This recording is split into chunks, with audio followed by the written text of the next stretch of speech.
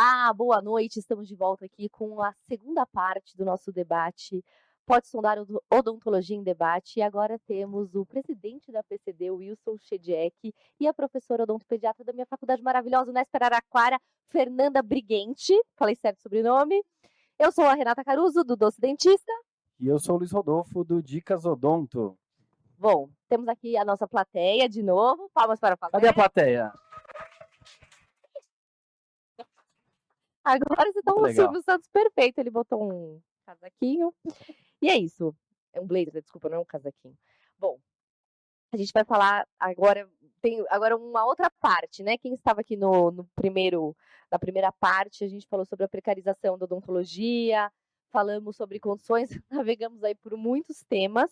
E agora a gente vai tentar buscar soluções, né? Qual que é o papel das universidades e da PCD no meio disso tudo.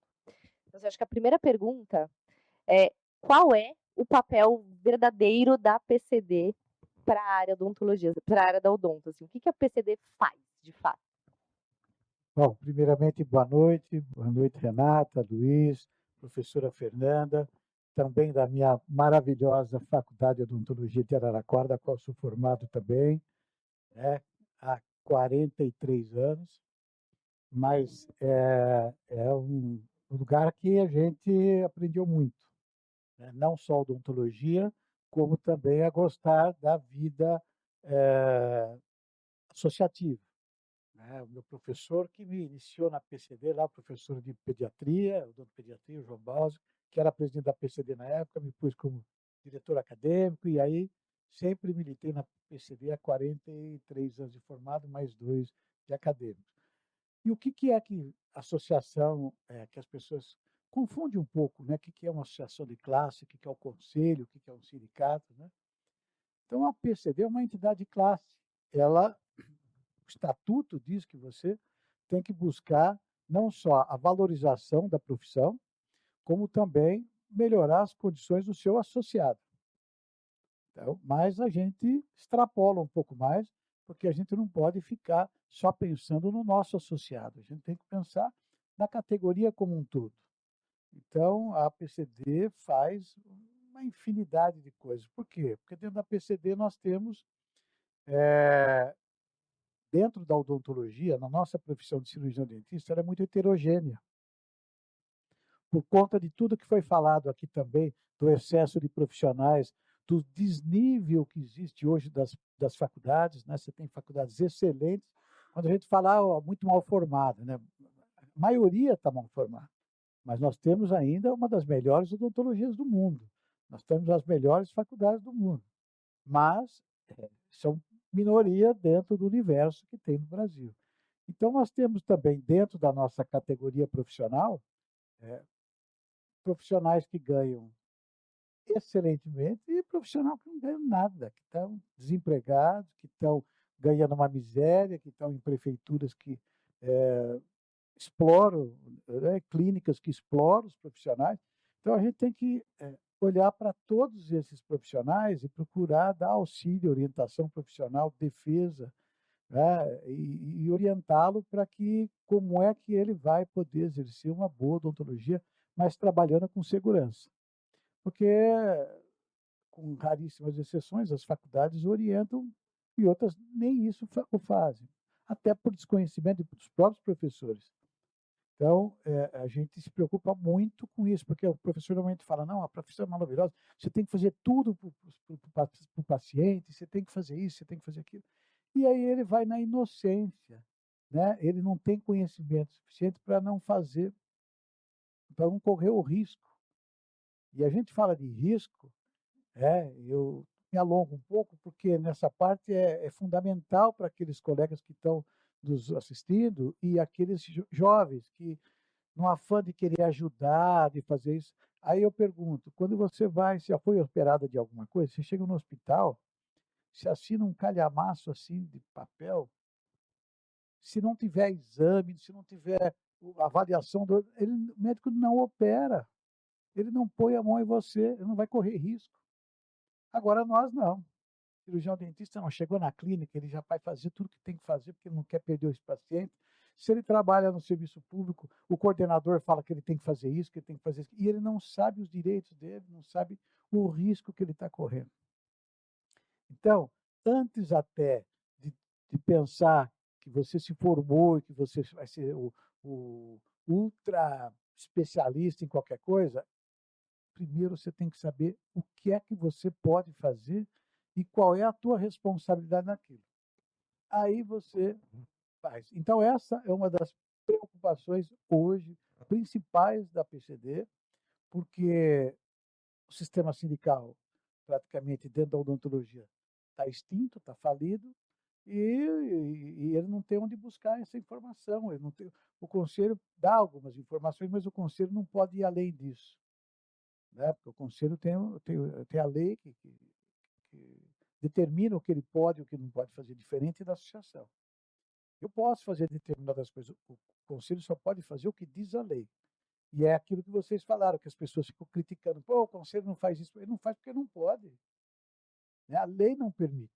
A história do Cadê o CRO, a gente falou bastante no episódio anterior, que geralmente quando você vai para a internet reclamar de um serviço, de um problema, do que você acha que é tudo culpa do CRO, e muitas vezes ele não pode chegar até lá, ele não tem como resolver esse problema. Aliás, a gente vai trazer o Dr. Cláudio Miak aqui no próximo programa, que é um conselheiro do CFO, hoje, né, para poder explicar também para a gente até onde o CFO, o CRO, até onde o sistema de autarquias do Conselho pode chegar e pode ajudar, e o que eles estão fazendo hoje nessa história toda da precarização da odontologia que a gente está vivendo nas redes sociais e tudo mais. Só lembrando que a gente não está aqui para passar pano em nada, Sim, né? sim. É que a gente quer resolver o problema. A gente não vai resolver o problema, né? A gente quer conversar. A gente quer tentar buscar soluções, e para isso a gente precisa ir para as pessoas certas, né? Então, se a gente está num restaurante e a comida tá ruim, não adianta você ficar brigando, se matando com um garçom, você tem que chamar o chefe. Então, assim, tem que saber para quem você reclama. Então, a gente não tá aqui, porque a gente falou tanto do CFO, parece que a gente está passando pano. Não estamos passando pano, a gente só quer que a pessoa vá para o lugar certo. Não, vamos falar aqui. Eu queria dar a palavra para a Fernanda, e que você falasse também com você como professora da Unesp, da odontopediatria, né, se quiser se apresentar também, para o pessoal lá de casa, o pessoal aqui da plateia, e para você falar também o que você vê aí no pessoal que está se formando. Será que esse dentista, eu sei que provavelmente na Unesp Araraquara ele sai muito bem preparado para o mercado de trabalho, mas será que todos os dentistas têm esse mesmo preparo, e como é que ele enfrenta o mercado de trabalho hoje que é difícil, né, que é complicado? Boa noite. Boa noite a todos. Primeiramente, eu quero agradecer o convite. Com muito prazer que eu estou aqui representando a nossa querida FOAR. E fico feliz também, né, que a gente tem um cordãozinho que nos liga. Nesse ano que a nossa FOAR comemora 100 anos. Quero agradecer também a presença de todos aqui. Então, já foi, né, previamente apresentada, eu sou professora da Unesp de Araraquara, da área de odontopediatria. E com relação à sua pergunta, a gente se preocupa muito do que esses alunos vão encontrar na formatura, né, após a formatura.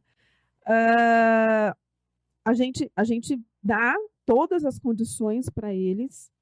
Eu percebo que depois da pandemia a gente tem uma turma bem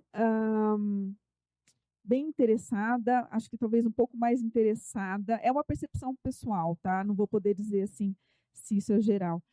Mais interessada em aprender, porque eles perceberam quanto é difícil ter eles tiveram essas oportunidades privadas, de uma certa forma, né? Um aprendizado presencial. Mas é triste, porque sempre no último dia de clínica me dá uma sensação assim de, nossa, né, esse aluno talvez vá embora, eu nunca mais vou encontrar. E a gente conviveu tanto tempo junto, com tanta intensidade, e me despeço deles, desejo boa sorte. Então, assim, tem alguns que já têm, moro em cidade pequena, arrumei um trabalho lá, ou a família já tem, né, história de dentista, mas tem uns que realmente não sabem para onde vão. Então, isso é realmente muito triste. E depois a gente fica sabendo de alunos que vão trabalhar em clínicas ah, precárias, né? Sem as condições ideais de trabalho, tudo aquilo que a gente bateu durante o curso, né? Para que eles tomassem cuidado, para oferecer o melhor tratamento para o paciente. Então, realmente, é preocupante e triste ao mesmo tempo, né? A gente queria poder dar oportunidade para todos eles, né, seguirem o caminho profissional. Eu tenho uma pergunta bem pessoal. Não sei se vocês sabem, lá em Araraquara, eu me formei faz 15 anos. Tinha uma clínica que a gente apelidava de Inferninho. Todo mundo que se forma provavelmente já passou por essa clínica. Eu não sei se ela existe lá até hoje, mas tinha um panfleteiro na frente, extração, R$ 5, R$ 10. Eu acho que todo aluno de Araraquara, mesmo tendo uma formação boa, a gente passou por essa clínica, porque era o que dava oportunidade para os recém-formados, era ali. E eu fiquei, tipo, acho que 2 horas na clínica e nunca mais entrei, porque era o inferno, porque era um inferno mesmo, realmente, a clínica, assim, agulha reutilizada, anestésico, tubos de anestésico, era um caos. Então, assim, mesmo tendo uma boa formação, acho que independente de onde você se forma, a gente, quando não tem uma família, a gente cai no mercado de trabalho perdidaça, e foi o que a Mariana, no outro episódio, estava falando, que foi uma aluna aqui, uma aluna não, né? Ela já é doutoranda aqui da plateia, e ela estava falando, né? O que o recém-formado deve fazer quando ele cai no mercado de trabalho, quando, né, ele se forma, independente de onde, o que o recém-formado ele deve fazer, na opinião de vocês, para eles não caírem num inferninho? Olha, uma coisa que eu vejo muito pouco dos alunos é um planejamento de carreira. Eles vão parar para pensar o que eles vão fazer quando eles estão assim no último semestre, talvez que eles começam a procurar clínicas, lugares para trabalhar, né? E curiosamente eu tenho uma estagiária, ela está no 4º ano agora, ela me procurou, acho que no começo desse ano, e ela falou assim: eu quero fazer estágio na odontopediatria porque eu quero prestar residência em odontopediatria. E isso conta no exame. Eu falei, nossa, né? Então, assim, esse tipo de planejamento, que é assim, mirar onde a gente quer chegar e ver o que a gente precisa fazer para chegar lá. É claro que recém-formado não vai conseguir montar uma clínica e começar do zero, mas eu acho que ajudaria muito se tivesse essa reflexão, esse pensamento, e acho que até um pouco essa maturidade, vamos dizer, né? De fazer um planejamento, não, o que eu quero, o que eu quero, o que eu não quero, o que eu vou aceitar. Então, assim, vou tentar economizar para fazer alguma coisa. Então, eu acho que esse planejamento de carreira falta um pouquinho. Então, esse é um assunto muito complexo. E quando eu falei qual é o papel da PCD, a PCD ela participa junto com o conselho, onde tem ainda funcionando o sindicato, né, para que cada um faça o seu papel. Então, eu já fui conselheiro do CRO por 3 mandatos, junto com o Cláudio Biak. E nós criamos um sistema juntamente, trabalhando em conjunto com a PCD, de palestras em todas as faculdades do Estado de São Paulo, quer dizer, quase todas, fui a Araraquara umas 2 vezes, para 4º e 5º ano. Faculdade que são 4 anos, faculdade que são 5 anos. Justamente para tentar explicar para essa garotada, abrir os olhos dela, que é difícil, que você falou, ele quer formar e quer trabalhar. Porque a nossa formação, da área de saúde, se você pegar principalmente médico, enfermeiro, a nossa é a pior. A nossa é a pior que tem. Por isso que é difícil você achar na rede pública cirurgião dentista no comando, no serviço público. No outro bloco que o Fábio falou, tem que ser secretário de saúde. Até o cirurgião dentista que está no serviço público, quando chega lá na estratégia de saúde da família, que tem que estar com enfermeira, com o médico, ele já fica longe porque o currículo dele não deu orientação para ele, ele não estudou sobre isso. E nós não estamos falando de uma faculdade lá qualquer uma aí, nós estamos falando da Unesp de Araraquara, que é uma das melhores do Brasil, e não é que o aluno tem que procurar saber o que ele vai fazer, né? A faculdade deveria dar essa condição para ele. Então, você vai abrir uma loja, você não vai pesquisar o mercado, você não vai fazer isso. Inclusive, até para nós, a responsabilidade de dizer para pais, olha, não deixe seu filho fazer odontologia hoje. É uma profissão maravilhosa, mas você perguntou como é que está o mercado antes? Você vai comprar uma loja, montar uma loja num bairro onde tem 500 daquelas lojas, muito melhor que a sua, o que você vai fazer lá? Então, as pessoas ficam iludidas. Por quê? Porque, às vezes, os pais não têm esse conhecimento.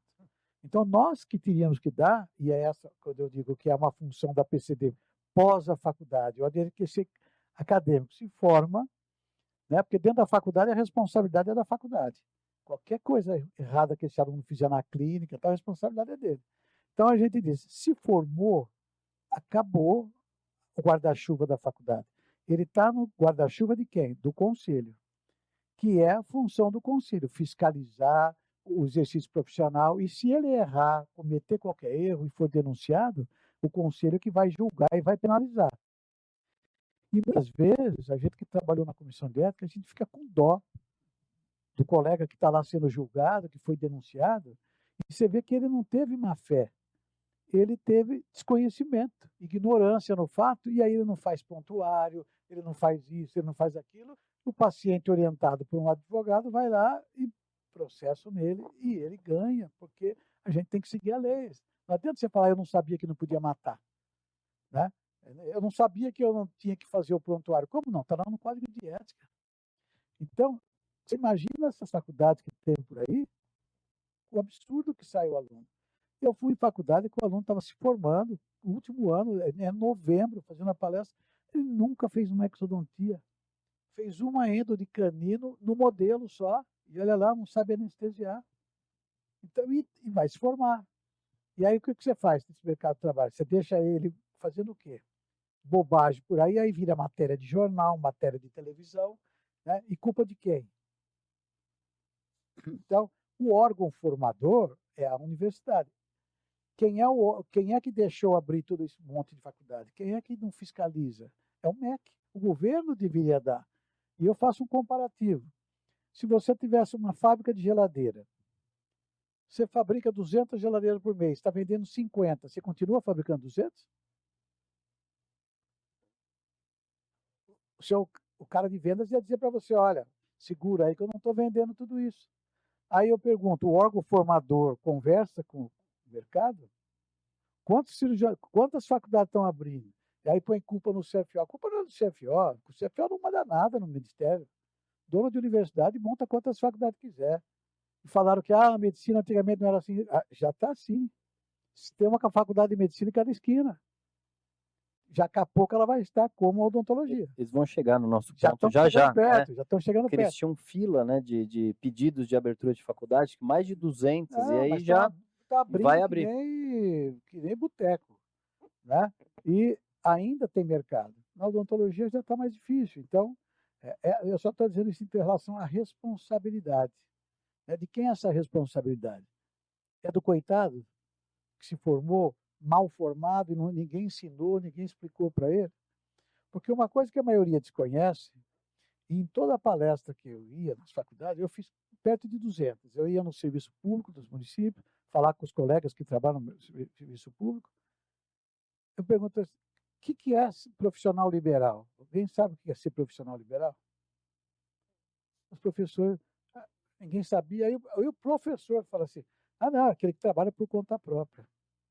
Então, você exerce uma profissão que você não sabe nem o que é. Então, quando eu falo que eu sou profissional liberal, eu, cirurgião dentista, médico, advogado, deve ter umas 50 profissões liberais no Brasil. O que quer dizer? Que a responsabilidade é minha, sempre minha. Né? Eu tenho a liberalidade de fazer ou não. Então, se eu vou trabalhar numa clínica, que você falou, como é que chama? Não. Inferninho. Inferninho. E o dono da clínica fala para você, faz isso, faz aquilo. Qual é a minha obrigação? Primeiro, era ir embora e denunciá-lo ao Conselho da Vigilância Sanitária para ir lá e atuar. Aí tem cara, mas você é dedo duro? Não, eu sou responsável. Aí que diz quem é cidadão e profissional. Porque não é, você sabe ali, mas e aquele coitado pai de família que não tem para pagar um consultório particular, não quer entrar numa fila do SUS, vai na nossa clínica e põe em risco quem? A família dele, o filho dele. Né? Então, esse profissional, dizer, eu não vou dedar, não, eu não vou, tem que denunciar. Né? Porque a hora que todos nós fizermos isso, vai melhorar. Aquilo que você falou, não adianta pôr na... Eu brinco sempre, falo que o cirurgião dentista, quando ele fica doente, a mulher dele fica doente, ele chama bombeiro. Quando pega fogo na casa dele, ele chama o SAMU. Ele não sabe para quem ele tem que reclamar. Né? Então, eu vou denunciar o negócio do convênio. Tem que denunciar ao conselho. O conselho não é órgão de defesa? É sim. O conselho não é trabalhista. Ele é órgão de defesa do exercício profissional, da ética. Então, por exemplo, se eu sou um funcionário de uma prefeitura e a coordenadora manda eu fazer, como eu vi em vários municípios, estava sem raio-x, mas a coordenadora falou, não, mas vocês têm que fazer ainda.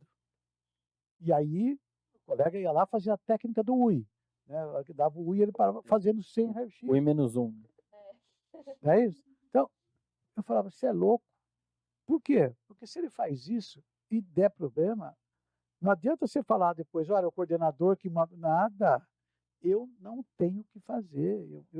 Ele pode mandar outra coisa, ele pode fazer o programa de governo, programa de atenção básica, mas me obrigar, se eu vou extrair um dente ou não, se eu vou fazer coroa 4/5, se eu vou fazer o quê? Eu é que sei. E se eu não tenho condições, eu não começo o atendimento. Não adianta depois você dizer, mas eu não tinha fórceps, eu não tinha bisturi. Você não deveria ter começado. Porque você põe em risco o paciente e você. Então, quando a gente diz isso, muita gente fica, mas então não, é assim. Quando você fala, a odontologia tem que ser respeitada, mas de que jeito? Se o profissional não se respeita, eu vou atender um paciente de 50 anos, 60 anos, que eu nunca vi na frente, eu vou fazer uma cirurgia sem um exame de sangue? Sem uma radiografia? Eu vou fazer uma exodontia? Mas ele não tem dinheiro. Não é problema meu, é problema do SUS. O SUS tem que ter, ele vai se virar, se ele não tiver lá, ele vai entrar, vai na promotoria. Tem que ter. Por que tem para fazer prótese peniana, tem para fazer um monte de coisa, e não tem para fazer o atendimento odontológico? Então, uma das obrigações nossas, e aqui nós temos que trabalhar mais voltado para isso, é esclarecer a categoria e a população dos direitos dela. Eu queria só passar para a Fernanda também comentar um pouquinho disso. Como que a gente coloca isso na cabeça dos alunos que às vezes, né, não estou falando mal dos recém-formados, por favor, hein? Não vamos xingar, hein? Você já foi você já penou bastante. Você já penou bastante, já trabalhou bastante em clínica, assim que eu sei. Já no inferninho nunca? Não, mas a gente também é isso, né? É não aceitar as funções. Por exemplo, no inferninho eu falei que eu fiquei 2 horas, porque na hora que eu abri a gaveta e vi, eu fui embora. Não cheguei a fazer nada, porque eu falei, não dá. E eu precisava do dinheiro, mas aí o dinheiro não pode passar. Mas há 15 anos atrás não tinha nem internet. Se hoje com internet o pessoal sabe para quem denuncia, imagina 15 anos atrás. Eu ia denunciar para quem? Eu fui chorando para casa. É isso que o recém-formado faz, ele chora. Eu vou abaixar, senão a Fernanda não fala. Não, eu ia perguntar para a Fernanda como é que a gente coloca essas coisas e essa consciência toda no jovem que está na faculdade, que está pensando na técnica. Ele está querendo aprender como é que faz aquilo, como é que faz uma resina, como é que faz coisa. Mas antes disso, ele não sabe que ele é um profissional liberal, ele às vezes não sabe. Você sabe, você que está em casa aí, se é profissional liberal, né? O que é um profissional liberal, o autônomo, essas diferenças, né? Como é que a gente coloca essas coisas na cabeça? Tem uma matéria disso? Como é que você que lida com eles? Acho que é mais fácil você falar para a gente. Na minha graduação, eu sou formada em Bauru, né, na FOB. A gente tinha uma disciplina que chamava orientação profissional, e lá a gente tinha a parte de ética, e que era abordado também um pouco de administração, de consultório, né? Mas eu acho que o primeiro ponto começa pelo exemplo. Então, se a gente tem certas normas, por exemplo, de biossegurança, começa com a gente dando o exemplo, seguindo as regras, os protocolos, que ficaram ainda mais rígidos depois da pandemia, né? E cobrando do nosso aluno, olha, essa sua máscara ela não está adequada. você tem que usar. Lá na fora, a gente não sei como que é em outras faculdades, depois da pandemia a gente só usa N95. Olha, você atender o paciente, você precisa fazer toda a limpeza, colocar novamente, trocar os campos, né? E orientando mesmo, e dando o exemplo para criar essa consciência. E eu acho que talvez também ter conversas abertas, talvez trazendo profissionais, eu acho que o que a gente está fazendo aqui hoje é muito saudável, porque o aluno não sabe o que ele vai esperar. Na faculdade, a gente procura sempre dar os melhores materiais para eles. Então, outro dia chegou um aluno com o meu número, a gente usa assim mais para temporário. Eu falei, essa marca não, para restauração não, tá? Essa marca você usa só assim, né, para fechar uma endo, para fazer alguma coisa mais temporária. Mas eu sei que esse aluno talvez tenha só essa marca ruim para fazer restaurações, para fazer, né? Então, eu acho que rodas de conversas e conversar com quem já enfrentou essa realidade é muito saudável. E também falar assim, hoje, eu fiz no passado, mas olha, eu não faria, né? Que nem trabalhei 2 horas lá no inferninho, não denunciei, mas é que não tinha essa maturidade, essa percepção, né? Então, eu acho que quanto mais a gente trazer isso, essa discussão para dentro da universidade, aos poucos a gente vai colocando tijolinho em cima de tijolinho e construindo, né, uma odontologia mais digna. Acho que a gente tem um pouco de medo, às vezes, de denunciar. Eu digo até Agora- o jovem, mas eu vou ficar queimado na cidade. Minha denúncia não vai para frente, o dono da clínica vai saber que eu denunciei e vai me pegar. Mas, Ou a Luiz, denúncia vai para frente. então, Esse que é o... essa que é importante. Nós estamos aqui para dar informação. Não vim aqui para fazer social, não vim aqui para... Também, um pouquinho. Não vim aqui para... Não vim para fazer social, nem para ser agradável, porque muita gente fala, você está pondo medo. Eu tenho que ter, não é medo, é receio. Eu tenho que ter responsabilidade de saber onde eu posso pôr a mão ou não. Né? Se eu não me avisar que está quente lá, agora, se eu puser a mão, você vai falar, também ninguém falou nada, agora estou avisando, olha, não põe a mão lá. Tá? Então, quando você fala, que as pessoas falam, não adianta nada denunciar. Tem gente que matou o outro e está solto. Isso é outra coisa. Agora, denunciar tem sim. Por quê? Se você denunciar, primeiro, você não quer se expor. Você não precisa ser, para fazer a denúncia no conselho, você não precisa dar o seu nome. Você pode fazer a denúncia no anonimato. Qual é a diferença? Quando eu denuncio e assino a denúncia, eu vou denunciar o consultório da doutora Fernanda. Eu vou dizer, olha, estou acusando ela disso, daquilo, e assino, eu estou denunciando. Eu acompanho o processo. Eu tenho o direito de acompanhar o processo, eu sei o que está acontecendo. Se eu denuncio anonimamente, a diferença é que o processo vai correr, só que eu não consigo acompanhar. Ele corre em segredo de justiça. Né? É como se tem processo aí que fala segredo de justiça. O processo no CRO, ele é segredo. Só sabe quem está sendo processado é o conselheiro. Eu não posso nem comentar com alguém, olha, fulano tem processo, eu não posso fazer isso, sob pena de ser processado. Né? E quando ele é condenado, por isso que tem a advertência anônima, tem a advertência que é publicada, tem penalidade que é publicada, entendeu? Então, aí sim. Agora, se não, você vai receber uma advertência, cuidado, tal. Então, tem sim. Agora, se você não denunciar, é a mesma coisa, por isso que o índice de roubo é baixo. Roubaram meu celular. Eu vou lá na delegacia denunciar, não vai acontecer nada. Ninguém faz nem o BO, né? Aí eles falam, olha, o número de roubo diminuiu. Claro, ninguém está indo reclamar, porque não adianta nada. Não, no conselho adianta sim. Né? Agora, é óbvio, às vezes eles falam, mas e lá não sei aonde? O conselho não consegue fiscalizar. Nós temos 100 mil profissionais, mais ou menos, no estado de São Paulo. Como é que você vai fiscalizar? E ainda mais dentro do consultório. Assim, agora eu acho que está vindo um movimento, tem até Instagrams, a gente está bem inserido dentro do Instagram, então a gente sabe muito o que acontece nesse mundo digital.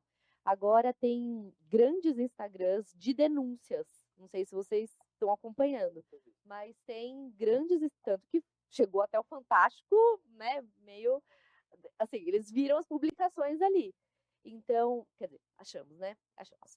Então, já existe essa. Mas, assim, o que eu acho que as pessoas não entendem é que não adianta denunciar no Instagram.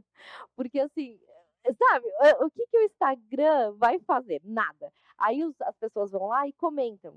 CFO, CFO. E ficam nas publicações comentando.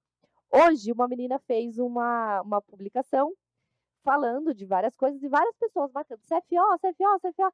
Aí eu peguei e fiz um comentário. Falei, gente, vamos conversar hoje com um dos representantes do CFO. Façam perguntas para ele. Como que pode fazer a denúncia? Ninguém mandou a pergunta. Porque O pessoal só quer babar ódio ali na hora e Até porque pronto. não é o CFO que fiscaliza, quem fiscaliza é o CRO.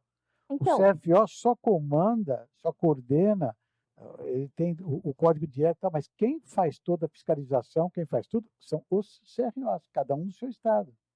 Então, mas eu vejo isso, até como tem gente que faz demagogia barata, né? Ah, eu vou pagar conselho para quê? Para que eu pago a associação? Tá? Mas quando acontece qualquer coisa com ele, ele fala, mas o PCD não fez nada, o conselho não fez nada.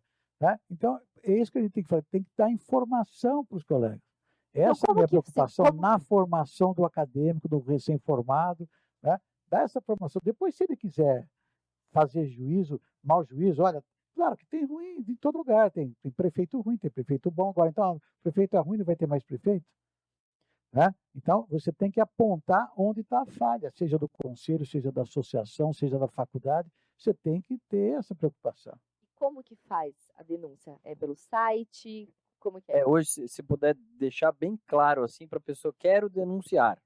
Primeiro, o que ela pode denunciar? Eu ia Assim, falar que eu ia deixar para o Cláudio, eu só Mas a gente coloquei porque conversa, esse é um né? assunto, mas então vamos deixar para o Cláudio mesmo. mas Tudo tem bem, forma deixamos. de você denunciar, tem a denúncia online, você tem várias formas de denunciar A gente sem conversa você hoje. aparecer.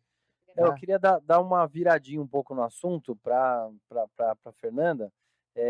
Há um tempinho, uns meses, acho que foi esse ano ainda, teve essa história da odontologia ser 100% EAD, né? Saiu assim, aí foi um frenesi, 100% EAD, coisa. E, lógico, né, teve uma brigaiada, todo mundo, a gente nas redes sociais postou tudo isso aqui. Não, realmente, era só um grupo de trabalho que estava sendo formado foi formado, né, para analisar, mas aí o direito ia entrar também, depois o direito já não está mais.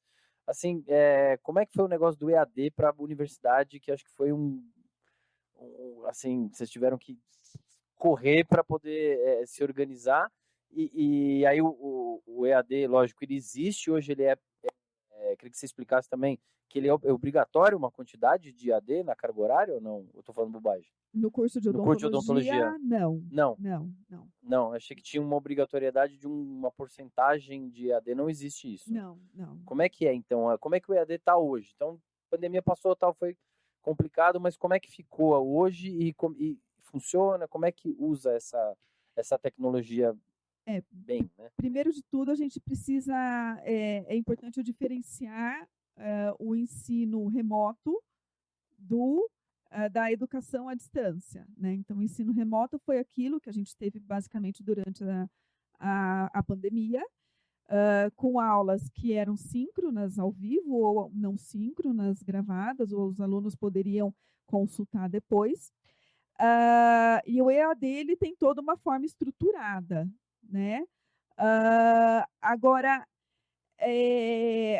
em termos de pós-graduação, a gente tem cursos, não estou falando odontologia, estou falando de um modo geral, né? A gente tem cursos. A Unesp, particularmente agora, ela está abrindo a possibilidade de cursos de especialização serem parcialmente à distância, que é o que a gente chama de modo híbrido, mas tem se trabalhado em regras para deixar as regras bem claras do que pode ser, do que não pode. Isso passa por uma comissão para ser aprovado. Tá? Agora, com relação ao curso de graduação à distância, na verdade, eu acho que a pergunta, a gente deveria devolver a pergunta, duas perguntas. Primeiro de tudo, tem necessidade de abrir mais faculdade? E a que público esse modo de ensino atenderia? Porque hoje em dia a gente tem cursos, por exemplo, para quem trabalha de noite, a gente tem cursos noturnos de graduação, a gente tem cursos matutino, vespertino. E qual então que é a necessidade? Porque, na verdade, em termos de justificativa, até hoje eu não vi nenhuma justificativa. Imagino que seja mais um lobby, né, para se abrir e cursos com custo muito mais baixo em comparação que tem, porque odontologia ele é um curso caro, né? Não digo só de mensalidade, mas em termos de aporte financeiro, de materiais e estrutura física. Então, eu acho que a gente deveria devolver essa discussão e abrir um diálogo para saber qual que é a necessidade. Por quê? Porque está todo mundo fazendo EAD, a gente tem que fazer na odontologia? Uma profissão que a gente já está conversando aqui hoje, que já está sendo precarizada, que a gente já tem excesso de profissionais, uma das melhores odontologias do mundo com excesso de profissional que se forma e não consegue ter uma independência financeira, por exemplo. A quais interesses abrir essas escolas à distância vão atender? Será que vai ser da população? Na verdade, esse ensino à distância que está se falando, isso não vai sair de jeito nenhum. Nem na medicina, nem na odontologia, eu acho que nem na enfermagem não tem essa possibilidade. Isso se discute, por quê? A professora Fernanda está dizendo para quem interessa. É óbvio, as universidades particulares, privadas, que elas têm, em vez de eu ter 200 alunos aqui assistindo aula, pagando um professor para várias matérias, ele grava a aula, vende essa aula para várias faculdades, a mesma aula. Isso tem na medicina, né? Então, são disciplinas que você já pode fazer hoje à distância, né? Não é que é EAD, é como ela falou, você tem determinadas disciplinas que você pode dar 20% para ele assistir em casa essa aula, né? Ele não tem que estar assistindo no local. Agora, e dizer que vai fazer 100% à distância, isso desculpa, mas a gente está fazendo essa propaganda, não tem a menor chance de sair uma faculdade de odontologia 100%. Eu uma vez estava numa reunião do Conselho Estadual de Saúde, e aí alguém falou lá também de medicina, de enfermagem. Aí um próprio médico lá falou, não, eu acho que a gente tem que tentar. Eu falei, professor, vai tentar? Se presencial já está o caos, o senhor imagina a distância. Agora, quem defende isso, pegar os recém-formados para atender a família dele primeiro, porque aí ele vai fazer uma avaliação melhor se funcionou ou não. Então, as faculdades que estão presenciais já estão caos. Isso não é privilégio da odontologia, não. É o ensino como um todo. Você pegar medicina, você pegar enfermagem, conversa com esses profissionais que estão aí, professores de faculdade, conselhos dessas profissões, estão caos. As presenciais. Então, vai fazer a distância, esquece. Talvez não seja 100% a EAD aprovada, mas hoje a realidade é que muitas universidades estão dando várias matérias EAD, inclusive, como eu até li os comentários, o pessoal se formando sem nunca ter anestesiado, e eles estão formando esses profissionais. Mas aí não é por conta de que é autorizado pelo MEC, é Então, por conta de deficiência da faculdade, a faculdade cobra barato e depois já não tem dinheiro para material. Você pega a Unesp, a professora Fernanda falou, determinado material, tal. Então, você pegar uma universidade pública já tem dificuldade hoje. No meu tempo já não tinha essa dificuldade, tinha material em abundância. Hoje ela já tem, por quê? Porque o custeio da faculdade é baseado na arrecadação do Estado e tal. Então, o salário do profissional vai subindo, a aposentadoria ele tem que gastar em folha tal, o que sobra para material já é difícil. Você imagina uma faculdade particular para fornecer para o aluno, ou então fazer com que ele pague tudo, material de moldagem que hoje é caríssimo, né? É tudo caro, broca é caro, implante, como é que ele vai fazer implante, como é que ele vai fazer isso, como é que ele vai fazer aquilo. Então, mas quem que deixa isso acontecer? O MEC? A Porque falta o de MEC fiscalização. não. Então, de quem? Você acha que o MEC não consegue cuidar da graduação? Imagina na pós-graduação que tem aí. Você está falando de um problema da graduação, o MEC não consegue fiscalizar, né? Então, quantas faculdades tem no Brasil hoje?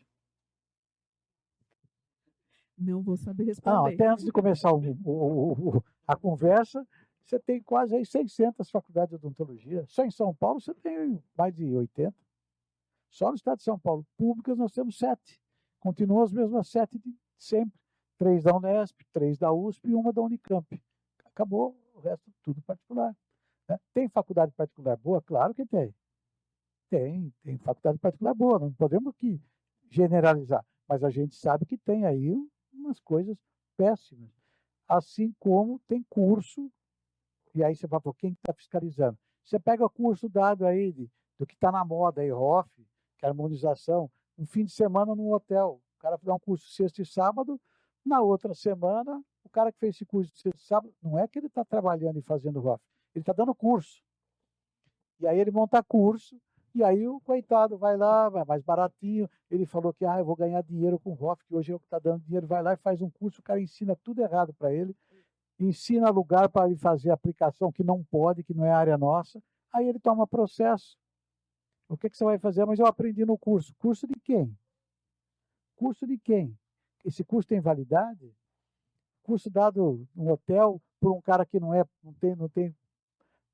tem, ele pode até ter mestrado, né? Mas quem está certificando esse curso? Está ligado com que universidade? Então é assim, quem fiscalizou? Se não tem lá, não é do conselho, não sabe fiscalizar, o MEC não fiscaliza, tá esse bumba meu boi aí. Então hoje é uma discussão que não vai ser aqui que a gente vai chegar num denominador, né? Isso a gente está trabalhando para que, pressionando o próprio MEC para que haja uma definição disso.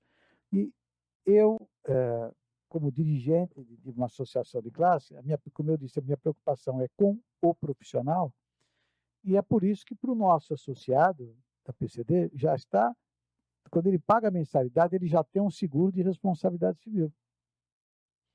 Porque hoje, qualquer coisinha dá processo. Se olhou feio para mim, não, então, olha, é assédio, você já me olhou, me assediou, no consultório ele já... Então, qualquer coisinha dá processo. Além do que hoje, quando ele é mal formado, ele vai se pôr a fazer alguma coisa que ele não sabe direito, ele toma um processo, e esse seguro vai garantir que ele tenha essa cobertura de pelo menos, no caso, é R$150 mil. E para a harmonização, é importante que a gente diga para todo mundo que assim, a harmonização só pode fazer e ter cobertura de seguro quem é especialista. Senão o seguro não cobre. Muita gente fala, está cobrindo tudo, não, né? Então, assim, professora, essa é a minha preocupação hoje, né? Porque a gente fala, saiu da Unesp, mesmo que saia da Unesp hoje, você já fica assim, será que esse cara vai? Mas você imagina o que está no mercado de trabalho hoje, né? Então a gente fala, gente, cuidado, é melhor você não fazer do que achar que você vai ganhar dinheiro e aí depois vai tomar um processo e vai perder muito dinheiro. E quando a gente fala isso, não é porque eu ouvi falar, porque eu acho.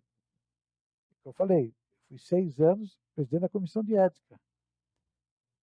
Você viu lá, né? Tem coisas, eu brinco, tem coisas que ninguém brinca. É chulo, mas assim, eu sempre falo, dinheiro, você já viu quem tem falar que tem dinheiro? Chega aqui e fala, gente, eu estou rico, não tenho onde enfiar dinheiro. Quem tem dinheiro não fala. Quem tem hemorroida não fala também, ele senta de ladinho, mas não fala, ai gente, eu estou com hemorroida. Processo ninguém fala. E não é só mau profissional que recebe processo. É professor titular de universidade, então por quê? Porque ele tem confiança. Aí ele não faz o prontuário direito, ele não assina um contrato, ele não pega autorização do paciente para fazer o planejamento que ele fez lá e deu para o paciente assinar, né? É autossuficiência. E aí, então, ele faz uma odontologia do século XXI, mas ele está atendendo o paciente ainda nos modos do século XIX. Eu pergunto, se seu irmão é dono de uma agência de automóvel, você consegue tirar o carro de lá sem pagar? Provavelmente não. Não, provavelmente não. Você vai no banco, você consegue emprestar o dinheiro. Por que é que nós colocamos o paciente dentro do nosso consultório e não assinamos o contrato? Tem que pedir autorização, tem que conhecer o código de ética. Então eu falo, toma processo por bobagem, por bobagem. E aí fica revoltado com o conselho, com não sei o quê, porque o conselho, a partir do momento que você denunciou, ele tem que apurar.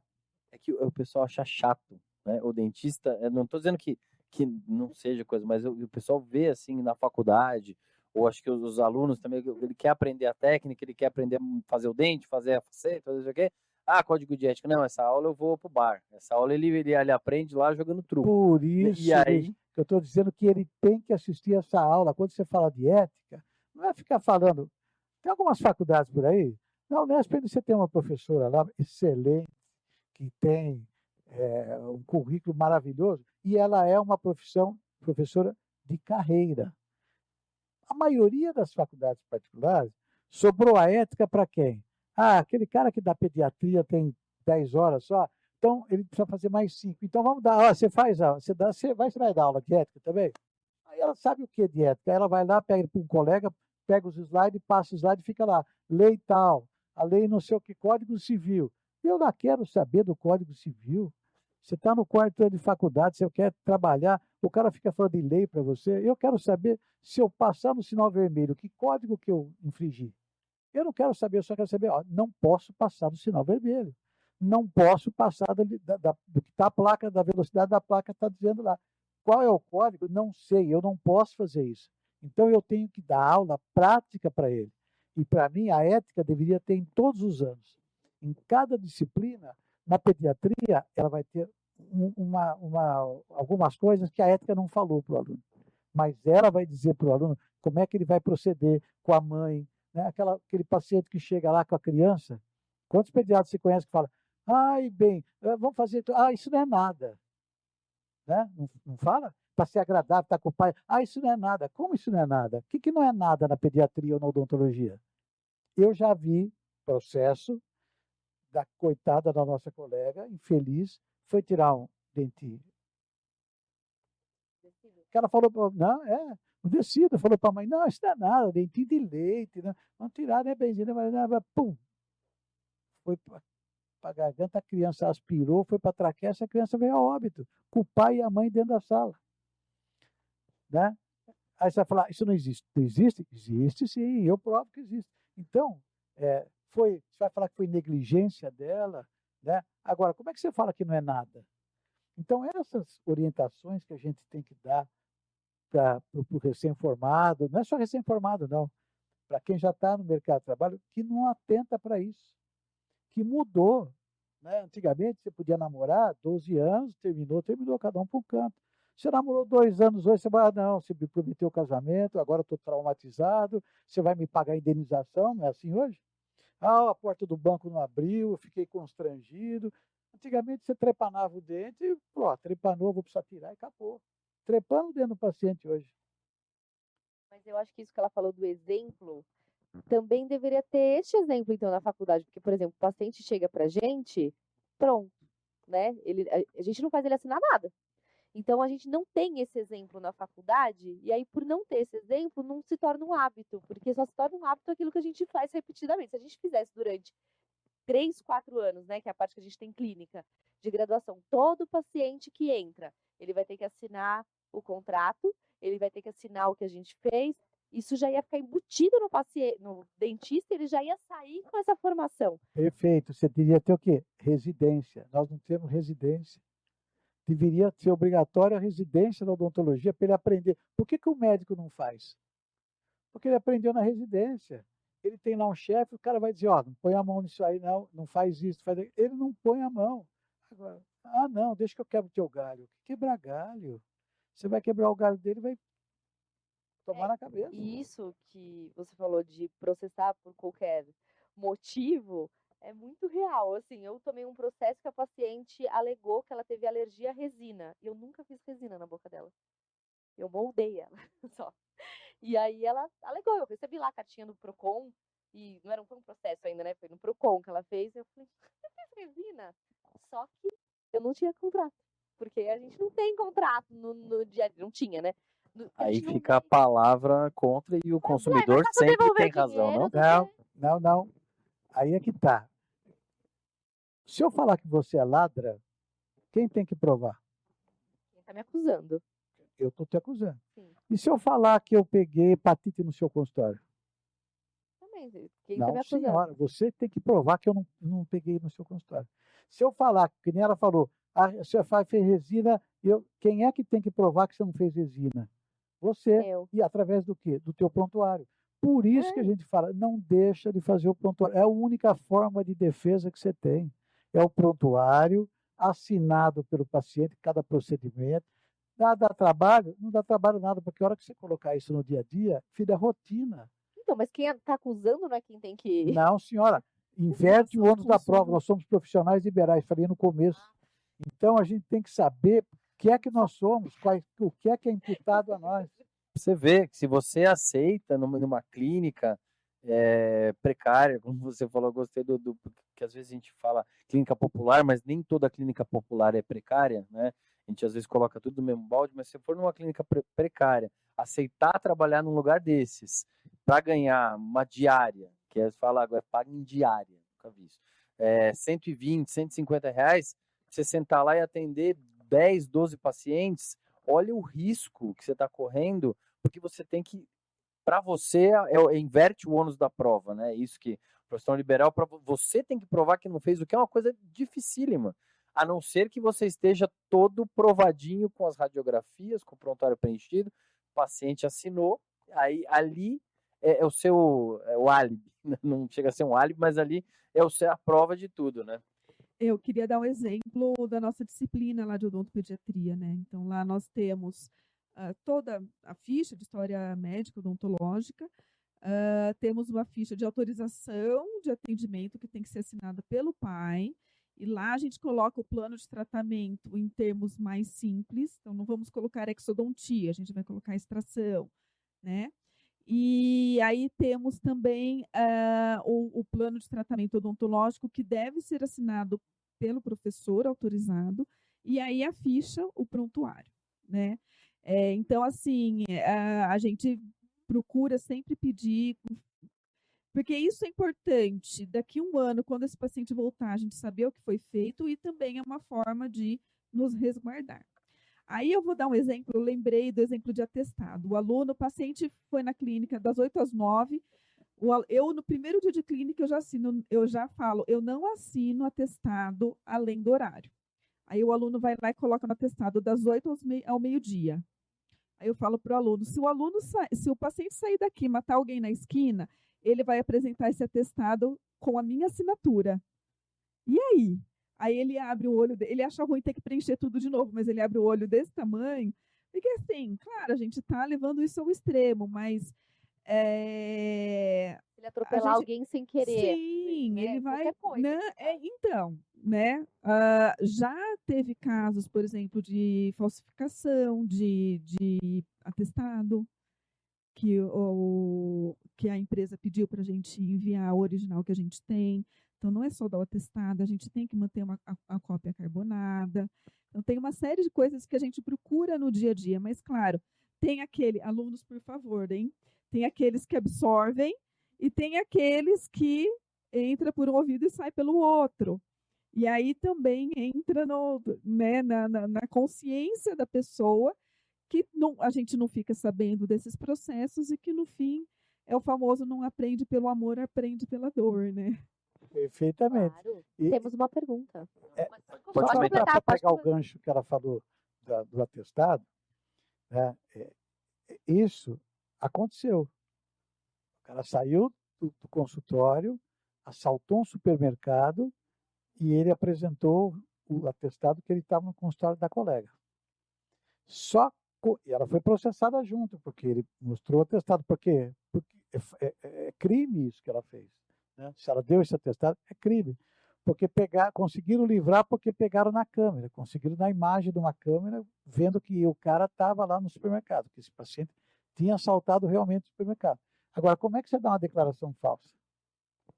É crime. Então, as pessoas, o colega, a gente fazia e o Conselho vai fazer junto, o PCD está preparando, tudo isso que nós temos com exemplos de cada um. É como o CID. Né? O paciente vai lá, pede atestado e fala, põe o CID aí que a minha empresa quer que ponha o CID. Eu não sou profissional da empresa, eu sou seu cirurgião dentista. Se você quiser que eu coloque o CID, então você assina aqui uma cartinha que você está pedindo para eu colocar o CID no atestado e eu guardo junto do prontuário. Porque o prontuário, na verdade, não é a ficha, é o conjunto de documentos que você tem do paciente, radiografia, é tudo. Então eu pego essa cartinha que ele assinou pedindo e guardo.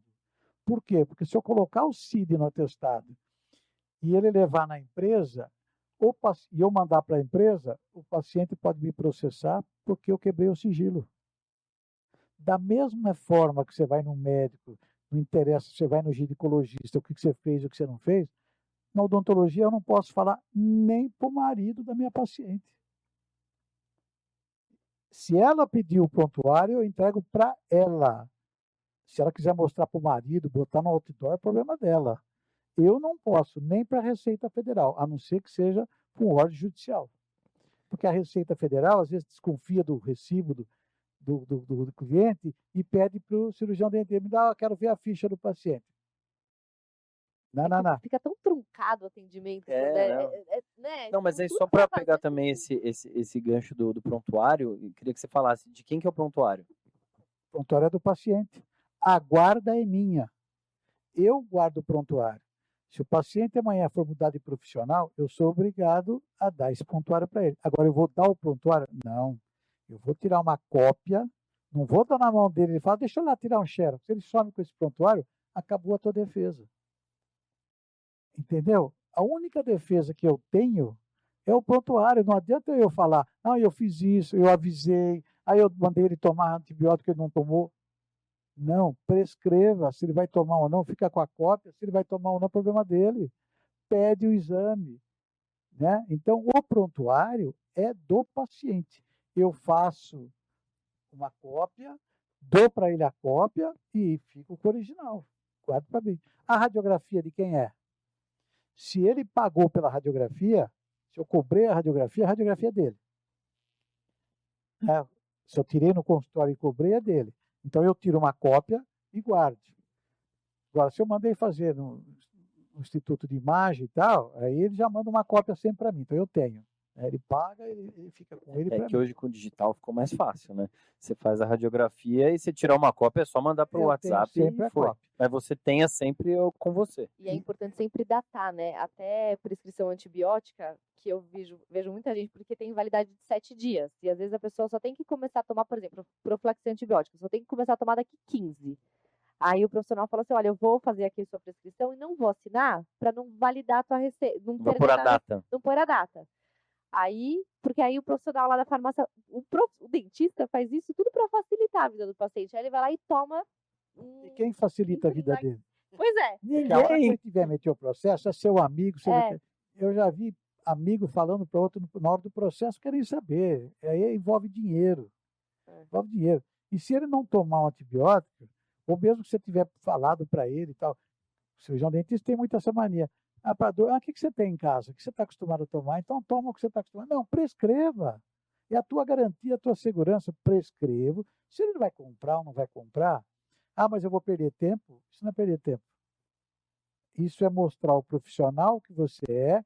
E quando a gente fala, você se valoriza a profissão. Quando você não pede um exame de sangue, quando você não tira uma radiografia, quando você não prescreve, você está valorizando a profissão?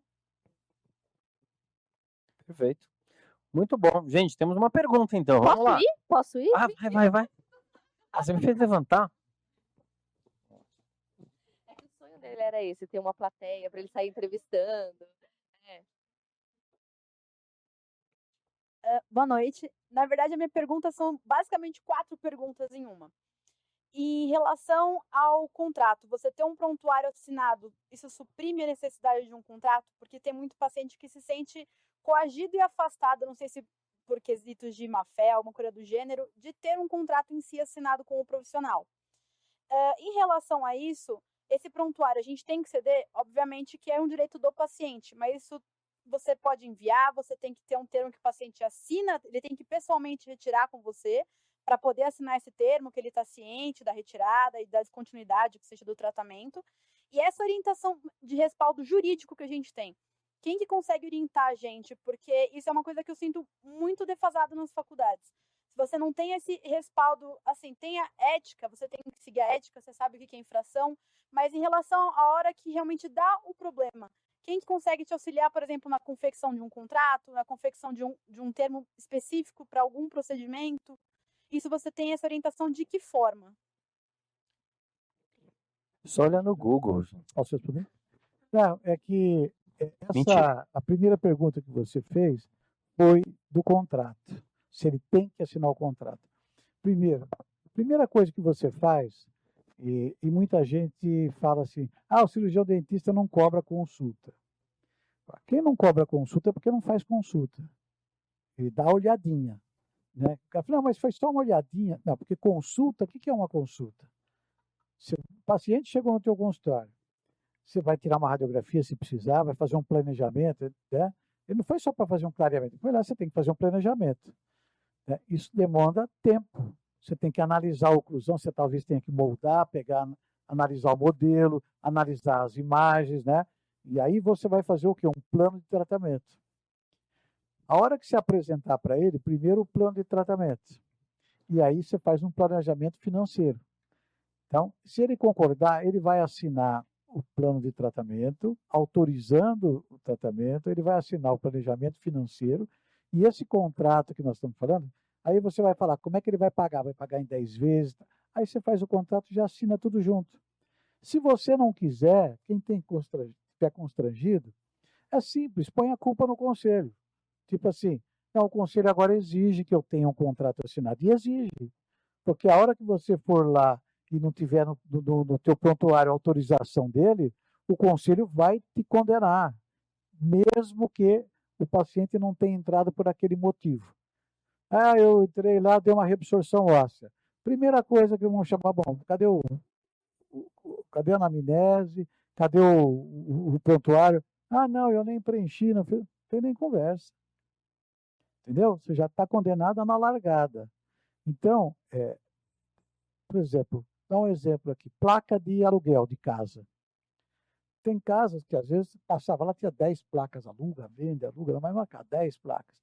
O conselho de corretor de imóvel exige que para você colocar uma placa, se eu sou corretor e ponho uma placa numa casa, eu tenho que ter autorização do proprietário da casa para colocar essa placa. Eu tenho que ter esse contrato, essa autorização do meu escritório. Senão o conselho passa lá, o fiscal passa, vai lá no escritório. Cadê a autorização? Não tem autorização. Abre um processo ético contra ele. Né? Então, é simples. Eu disse, não, mas por que você quer? Porque agora o conselho obriga que eu tenha que ter a tua assinatura. Então, quando a professora falou que chega lá uma criança, para ela fazer um procedimento numa criança, tem que ter autorização ou do pai ou da mãe. Não é vó, não é a tia, não é a madrinha, nenhum desses substitui o pai e a mãe, a não ser que seja uma decisão judicial. O pai está preso, a mãe está presa, então ela leva lá uma decisão judicial que quem está representando o pai e a mãe é fulano. Se não, não põe a mão na criança, a não ser que seja uma urgência. A criança caiu, bateu a boca, tal. Você vai fazer o primeiro socorro e parou aí. Dali para frente, só autorização do pai e da mãe, eu vou fazer o tratamento, senão não faço. E se você fizer o plano de tratamento e durante, a mãe autorizou, mas nesse período todo do tratamento, tem um dente lá que você ia fazer alguma coisa, mas não vai dar, vou fazer exodontia. Antes de você fazer exodontia, chama a mãe e fala, olha, eu vou precisar alterar aqui, estou mudando, a senhora, por favor, assina aqui que a senhora está autorizando eu fazer exodontia. Sobre enviar para o paciente. O que eu falei, primeiro, ninguém tem autorização para buscar o prontuário de ninguém. Nem se for o marido da tua paciente, você não pode entregar para ele. Tá? A não ser, como eu disse, a não ser que seja com mandado judicial. Então, ela pediu o prontuário. Eu falei, o que você faz primeiro, antes de entregar para ela? Tira uma cópia e marca o dia, ela entrega, você faz um termo de entrega. O que você está entregando para ela? A ficha clínica, as radiografias, tudo que você está entregando para ela, ela assina que recebeu e você guarda. Entendeu? Essa é a tua segurança. Tem gente hoje, desculpa, eu vou emendar, mas é uma coisa que a gente vê corriqueiro. Com a coisa da informática e tudo, tem gente que está só fazendo no computador e fala que agora tem um prontuário digital. Gente, prontuário digital não é isso. Você tem que. Como é que essa pessoa está assinando lá? Então, você tem que ter um prontuário digital que ele tem que ser oficial. Ele tem que ter assinatura eletrônica, tem todo um procedimento. Inclusive, eu vou fazer uma propaganda aqui, que nós fizemos uma parceria com uma empresa, a SPData, e eles fizeram, tem um projeto, um programa de prontuário digital super bom, excelente, barato E para o associado da PCD, ele está fazendo, acho que até o fim de maio, por aí, R$ 49 por mês. É de graça, perto do que tem. Já tem com a tua assinatura, você vai poder emitir a receita à distância, você entendeu? Tem todo um negócio interessante, viu? Agora, se você não tem isso, você só lançou lá no computador que você fez isso, isso e aquilo, o que vale aquilo? Nada. Não tem valor nenhum. Não tem assinatura do paciente, não tem valor nenhum. Eu queria voltar um pouquinho, que a gente falou aí de tempo, de procedimentos que o aluno faz na faculdade e tudo mais, né? E a gente tem visto, por exemplo, eu percebo isso, a gente que é formado, estou formado há 22 anos, que a carga horária antes era maior, que os procedimentos talvez eram mais... tinha uma força, era mais... O aluno tinha que fazer, senão ele não formava, senão ele nem passava de ano. Como é que está hoje? Como é quem que vê a parte da carga horária?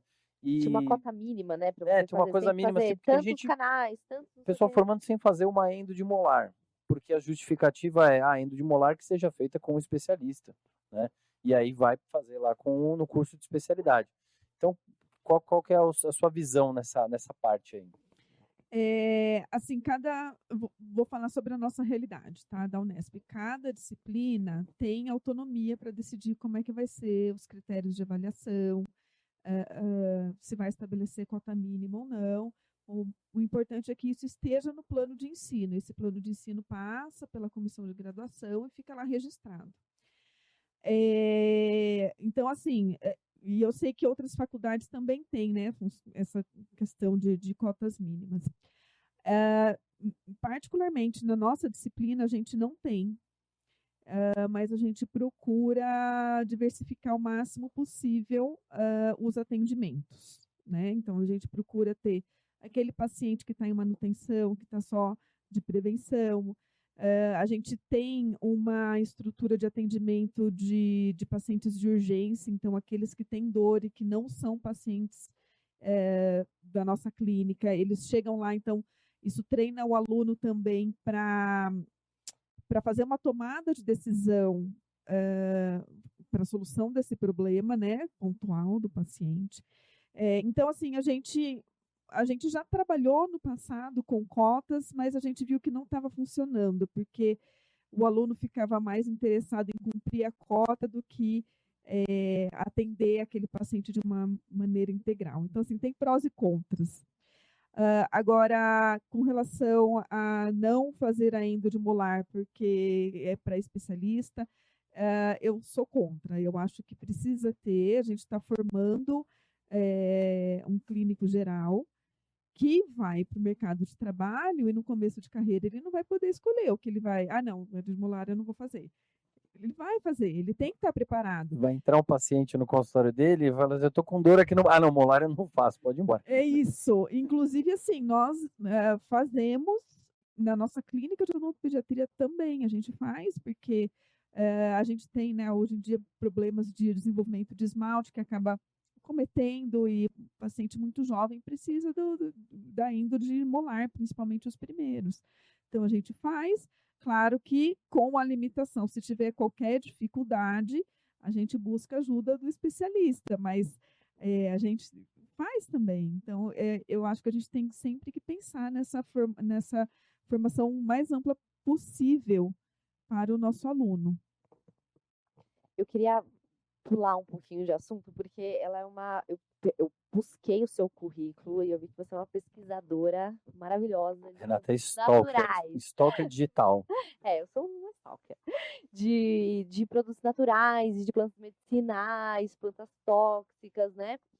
E eu queria falar um pouco sobre a pesquisa, né? O que vocês acham, como é que está o cenário em relação à pesquisa, como é que está o fomento, né? Como é que está a pesquisa no Brasil hoje, o incentivo para isso, se você vê que tem alunos que ainda buscam, né? Se vocês veem que ainda tem alunos que buscam por isso, por seguir essa área de pesquisa, porque o que a gente vê hoje é a maioria das pessoas querendo se formar e ganhar dinheiro. Hoje não, sempre foi assim, né? Se formar e ganhar dinheiro, mas no curso rápido, naquele lá que ele faz no final de semana com o dentista que acabou de aprender. Então, como é que incentiva esses alunos para irem para a pesquisa e como é que está a valorização da pesquisa hoje em dia? Eu acho, aqui no estado de São Paulo, eu posso dizer que nós somos privilegiados, né? Porque nós temos a FAPESP, que é uma fundação de amparo à pesquisa que ela é muito bem estruturada e tem um aporte financeiro também ligado ao imposto. Então, acho que aqui no estado de São Paulo temos uma realidade melhor do que no resto do país. No restante do país, existem algumas FAPs, né, que são fundações de amparo específicas dos estados, mas eu acredito que não tem o aporte financeiro que a FAPESP tem, e nós temos muitos estados que não têm essas FAPs. E esses estados dependem unicamente de verba federal para realizar pesquisa. E aí é que eu acho que a situação se agrava, né? Porque a gente vive uma diminuição sistemática do aporte financeiro para a pesquisa. A gente, às vezes, tem críticas, né, sobre... A gente já teve, inclusive, políticos aqui do nosso estado falando só fica fazendo pesquisa básica, não aplicada. Mas, assim, a gente tem que ter a ideia que toda pesquisa, toda cadeia de pesquisa, ela tem uma ligação com a economia e também com o bem-estar da população. É isso que eu acho que falta essa visão, né, para que a gente tenha mais financiamentos. Então, eu vou dizer, recentemente, de 2017 a 2020, eu fui coordenadora de um programa de pós-graduação. Durante a minha gestão, a gente perdeu, se eu não me engano, 7 bolsas de mestrado e umas 4 de doutorado, se eu não estou enganada. Foi próximo de 10 bolsas no total, que é o que financia o aluno. E aí, agora, recentemente, tivemos mais cortes também, questão de algumas 2 ou 3 bolsas. Então, isso desestimula, porque o valor já não é alto, agora teve um aumento, mas muitos alunos não conseguem ou não conseguiam se manter com esse valor. E não é todo mundo que entra na pós-graduação que acaba conseguindo bolsa, então acaba lá, né, fazendo a pós-graduação. Claro que não tem que pagar, mas também não tem o básico para se manter e conta com outros meios, com a família, para poder se manter.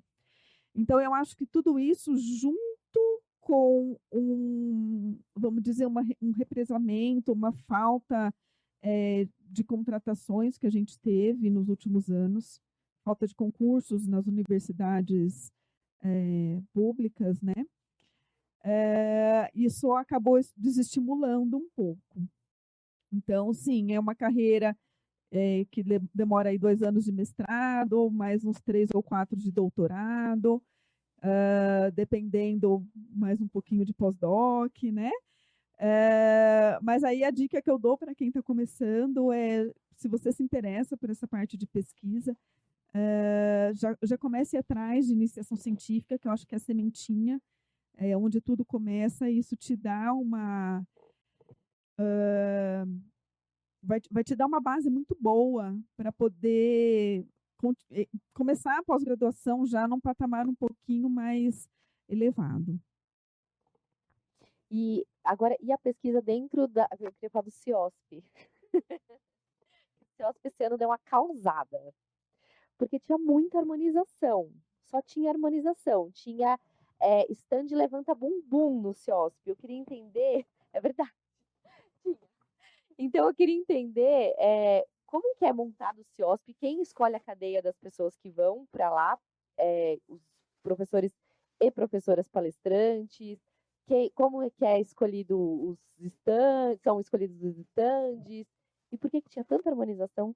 Então, vamos lá. Em primeiro lugar, você fez uma afirmação aí que eu já sou obrigado a desmentir. E eu vi em rede social, um cara de rede social também falando isso aí. Que quase 80% do CIOSP era harmonização. Então, você precisa saber diferenciar o que é CIOSP e o que é FIOSP. CIOSP é o congresso. FIOSP é a feira. Tá? Então, nós temos um congresso que tem a parte científica do congresso e você tem a feira. É que o pessoal põe tudo no mesmo balaio, geralmente. Balaio, Né? é. Tipo, o CIOSP é tudo. Na vez, Eu não, nem não. sabia Pra que existia visão, o assim, né? FIOSP. Não. É que tem a feira. A Ele gente chama sabe, CIOSP. tem a feira e Não, então, dentro do CIOSP tem vários eventos. É que a gente não coloca mais como colocava antigamente, mas você tem vários eventos que são realizados dentro do CIOSP, que não é CIOSP. Né? Então, o CIOSP, que eu chamo de congresso, por exemplo, feira. Qual é a maior feira do mundo? É a IDS na Alemanha, que é de 2 em 2 anos em Colônia. Essa é a maior feira do mundo. Lá não é congresso. Lá não tem a parte científica. O nosso é congresso. Né? Então, dentro da grade do congresso, ou seja, se você foi ao congresso e assistiu qualquer palestra ou curso da grade, você recebe um certificado da grade do CIOSP. Agora, dentro da feira, qualquer empresa, não vou citar nome, mas tem a empresa X, ela põe lá uma sala de aula, ela dá lá uma palestra do produto dela, ela faz propaganda do produto dela. No CIOSP não tem propaganda nenhuma. Ela vai falar, se ela for falar lá sobre pediatria, sobre esmalte com não sei o quê, ou qualquer produto, ela vai falar sobre o produto, a base do produto. Ela não vai poder falar marca comercial dentro do CIOSP. Aí ela dá a palestra dela no CIOSP, mas ela está ligada, e hoje é difícil você achar um profissional de renome que não está ligado a alguma empresa.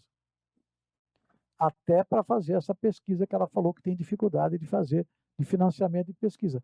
99% dos professores estão ligados a alguma empresa, seja de resina, seja de implante, seja isso, e são pagos para isso, para fazer pesquisa para essas empresas.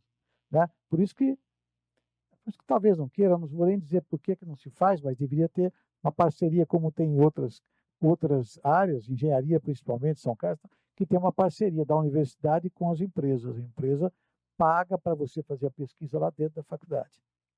Né? Você deve saber disso. Então, na feira, o que é que você vai vender na feira? Você vai vender na feira aquilo que o pessoal quer comprar.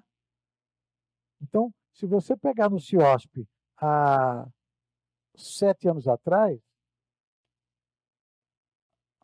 as empresas de ROF, tudo desse tamanho, 20 metros, 30 metros. Por quê?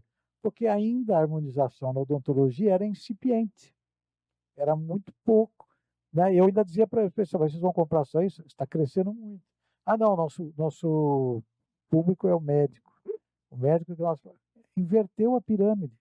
Hoje ele vende muito mais para odontologia do que para medicina. Então, hoje, você tem empresas que têm 800 metros quadrados de stand dela lá. Então, não é o CIOSP, é a feira.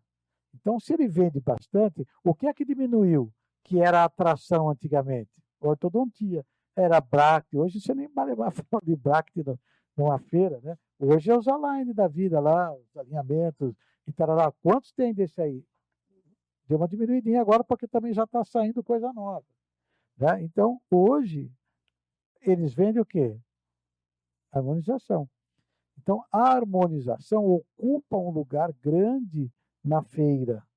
E são dadas palestras, porque todo mundo que vai lá, a grande maioria que vai lá, quer assistir palestra de harmonização. Eu preciso discordar que todo mundo, que a maioria que quer lá, porque eu senti Não, assim, a Colgate é para pegar brinde. na feira, mas a Assista a maioria palestra, quer né? assistir a palestra de harmonização? Não. A maioria. É que a gente não é, né? Mas a gente conversa com bastante gente na internet, né? Não, Assim, a internet dá palpite até quem não foi na feira. não, mas a gente conversa com O bastante cara dá palpite. mentira. Olha, veja bem, eu vejo, eu não respondo, porque assim, as pessoas não sabem o que é organizar um evento. Eles não têm ideia do tamanho que é um CIOSP. Né? E deviam se sentir orgulhosos, porque nós fazemos um dos melhores congressos do mundo. Não é do Brasil, é do mundo. Para quem conhece o Meeting de Nova York, Congresso da ADA dos Estados Unidos, Congresso do FDI. O Congresso do FDI é menor que a nossa praça de alimentação. A feira deles é ridícula, perto do tamanho do nosso CIOSP. do número de presentes, de congressistas, é um dos maiores do mundo. Os estrangeiros vêm aí, americanos, japoneses, ficam loucos, eles nunca viram isso, além da beleza. Congresso nenhum do mundo, nem no IDES, você vê stand bonito como no CIOSP. Você conhece algum? É mais bonito que o CIOSP? Do tamanho do CIOSP? Microfone. Com os stands mais bonitos? Não, com os estantes mais bonitos, não. Acho que. Não. A Eu não vou saber monstruosidade o do número, CIOSP. mas o IADR é bem grande também, né? Não, é grande. Você sabe quantas pessoas passam por dia no CIOSP? Média, 22 mil pessoas. A gente fica na fila, a gente imagina um pouco. Não, sabe quantas pessoas tem trabalhando no CIOSP? Entre limpeza, segurança, as nossas secretárias, restaurante e tal, tudo que não é congressista, pessoal das empresas, tal, nós estamos trabalhando por dia lá 14 mil pessoas. Você abre o CIOSP com 14 mil pessoas lá dentro. Então, mas isso de mudar um pouco o foco, mesmo se, é que assim, por exemplo, agora é a primeira vez que eu estou escutando falar esse nome FIOSP. Você já tinha escutado? Por que você vai falar FIOSP? É, que era dividido, Você porque não- é tudo no mesmo lugar. É, né? no E aí lugar. assim, é o é que mesmo no crachá, É que no Sim. fim vocês acabam, o CIOSP e tudo mais, acaba levando Não, mas deixa eu concluir que você vai entender. Eu vou chegar no que você quer louro falar. do ruim e do bom, vamos dizer assim, né? Eu vou chegar no que você quer falar. Eu sei que você vai falar sobre bumbum. Não, porque foi um pouco Uma chocante. coisa que todo brasileiro gosta, né? Bumbum. Mas o que aconteceu esse ano é algumas empresas dessas que vende produto para harmonização, ela vende também para biomédico, ela vende para médico, ela vende para farmacêutico, que podem fazer essa outra parte. E tem muito, mais do que você imagina, gente que fez odonto e fez biomedicina. Mas um monte. Você não tem ideia do que tem de gente que fez os dois. Até por desconhecimento, que eu falo para ele, você é biomédico e cirurgião dentista, só que no teu consultório de odontologia, você não pode fazer. Você pode fazer, assim que a medicina permite, lá no teu consultório de biomedicina. Você não pode usar o consultório odontológico para botar um paciente virado de bunda para cima e ficar lá fazendo qualquer coisa no glúteo, que aí você está fazendo exercício ilegal da profissão, mesmo que você seja médico ou biomédico.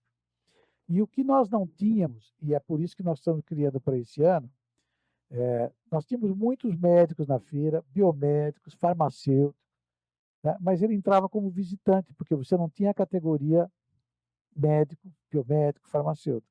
E em função disso, nós estamos criando para isso agora essa outra categoria. Então, o médico quer fazer inscrição, vai entrar. E nós já chamamos as empresas, está faltando algumas só, para junto com o conselho, porque quem deveria fiscalizar isso era o conselho. Quem fiscaliza o exercício profissional não é a PCD, é o conselho. Quem pode autuar, quem pode fazer isso. E naquela o conselho ficou meio assim, não sei se eu posso, Então agora nós já estamos fazendo para esse ano, ele quer montar a palestra dentro do stand dele. Para ele pode, é fechado e só não pode entrar cirurgião dentista e acadêmico de odontologia. Mas você não acha que dá um bug um pouco na cabeça das pessoas? Porque é um congresso ou uma feira de odontologia, tá no nome, né? CIOSP, o é de odontologia. Perfeito. E aí, não dá um bug, assim, o que o dentista... Tem coisas que o dentista não pode fazer, por exemplo, ele não pode fazer um negocinho lá da orelha, que eu não sei o nome, que prende a orelha de volta. Otoplastia. Otoplastia, não pode, mas tem dentista fazendo. E sabe Que é onde- errado. E quem deu curso para ele foi o cirurgião dentista mesmo. Então, E e aí aí, ele assim, não achou ruim, mas só que lá, porque está lá fechado dentro de um stand, não, quem faz isso não acha ruim. Assim, quem faz e aceita não acha ruim, mas quem acha errado e bizarro e, enfim, e aí você tá numa feira de odontologia, você quer ver coisas de odontologia, porque você busca por isso, tem gente que vem de outras cidades, outros estados e tudo mais. E eles buscam por isso e aí entra numa feira. Eu vou no CIOSP desde que eu sou estudante, faz 20 anos. E eu amo o CIOSP, tá? Não estou falando mal do CIOSP. Mas o não problema é essa a preocupação. Mas o problema é que, assim, eu acho que deu um bug na cabeça geral, assim, que tinha muito stand de coisas que não eram da odontologia, mesmo sendo um congresso de odonto. E aí aquela pessoa que fala, mas se tá no congresso, então, pô, eu acho que eu vou começar a fazer isso. Eu vou... Será que não dá uma... Aí é o problema, é um problema de desconhecimento, é outra coisa. Se tem cachorro quente, você não quer comer cachorro quente, ou tem doce, vai dar cara, então não vai ter doce lá dentro, o cara vai pôr para vender lá o que ele quer, dentro da feira, dentro do que é dentro do padrão. Então, se ele tem um produto, que esse produto você pode aplicar no rosto e pode aplicar no glúteo, ele está vendendo o produto dele, está vendendo para você que é cirurgião dentista, está aqui, ele vai dar aula dele lá. Então as pessoas confundiram do que teve no Congresso, que ele falou, tem 11% de harmonização na grade do CIOSP. 11%. Nos cursos, isso, né? Dentro da grade do CIOSP, 11%. E, mas não falou de não sei o quê. É humanamente impossível você falar de tudo da odontologia. Aí o cara quer que você fale. Mas não falou de homeopatia, não falou de hipnose, não falou. Fala de tudo.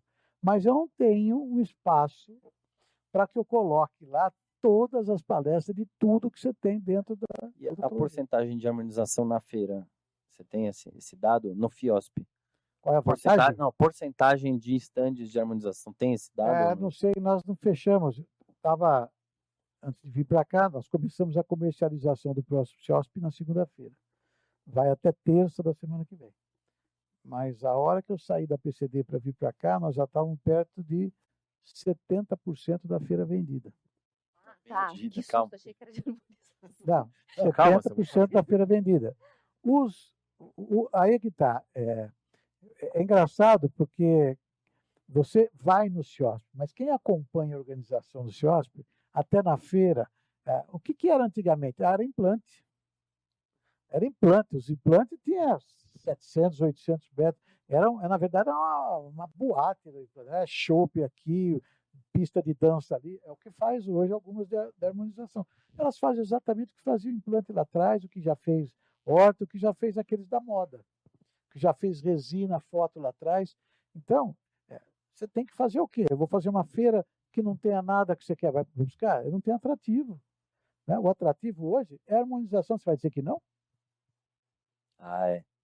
Não é? Você vai falar que hoje a atração Isso eu vou concordar que MAD de amálgama. Seus alunos não querem fazer bastante harmonização?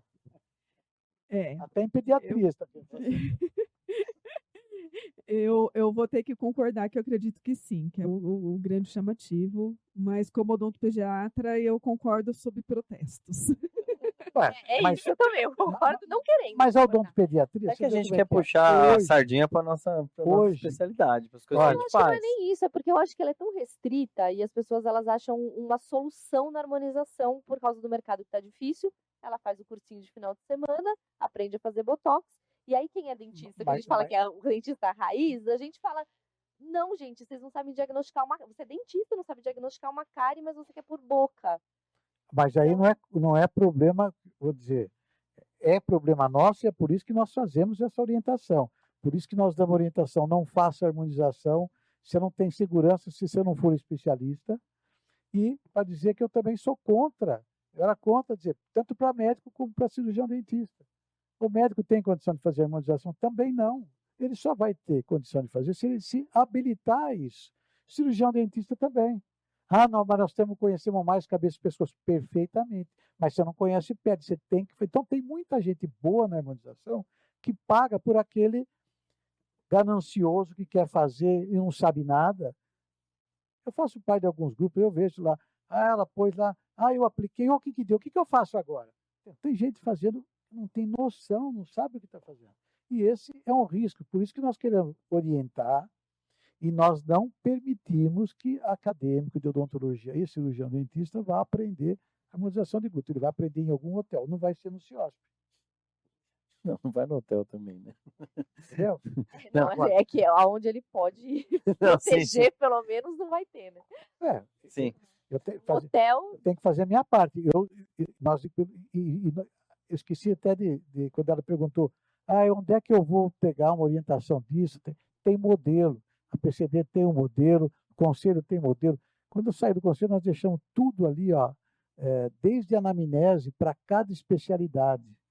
Porque você não faz a mesma anamnese para pediatria do que você vai fazer para um paciente PCD. Você não vai fazer para ortodontia, você faz um outro tipo de anamnese. Para endo, você não precisa ser tão complexo como na pediatria. Então, tem modelo de anamnese, modelo de contrato, tem modelo de tudo. Você só chupa Se quiser pôr teu logomarca lá, chupa. Hoje você põe a tua logomarca e imprime no teu consultório. Então já tem tudo pronto. O que as pessoas precisam fazer, os colegas precisam fazer, esse recém-formado, é pesquisar, entrar no site da PCD, entrar no site do conselho, né? Ver o que eu tenho que fazer, copiar, tem tudo. E orientação profissional, quando você precisar também, nós temos um departamento jurídico que dá orientação profissional. Ele só não pode ser seu advogado, né? Mas ele faz orientação profissional. E se você for associado, tiver seguro, ele vai te orientar como é que você vai encaminhar para a tua defesa. Por isso que a gente fala, quando você tiver qualquer problema com o paciente, não espera ele, você já avisa, olha, se é sócio, liga lá, olha, meu paciente acho que vai me processar. Aí ele vai pedir, e vai te orientar o que é que você faz. Entendeu? Então, tem gente que quer ele tomar essa decisão, né? Sem ter o mínimo de conhecimento. Aí, é ele mesmo.